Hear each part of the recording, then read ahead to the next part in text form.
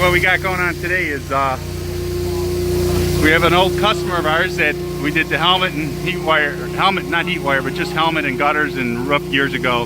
Roof's about 15 years old. You can see the hot spots going in here. Well, what happened is they were accumulating some mold up in the attic, and what we come to find out is they had an acoustical ceiling that went all the way from front to back in their living area, and they had no drywall, no moisture barrier, nothing between the acoustical ceiling and the insulation in the attic.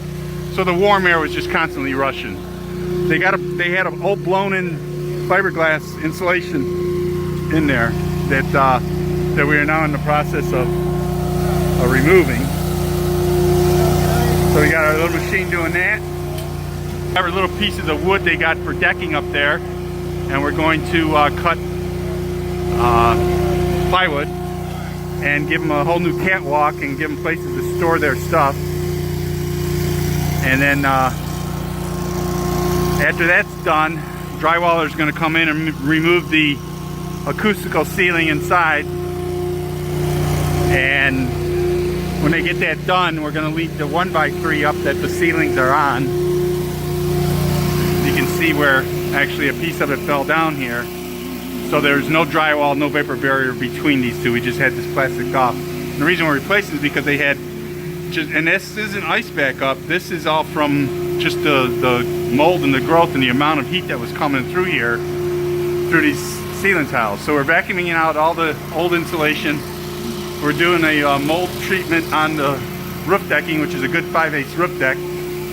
It's not rotted out at all. It's in great shape.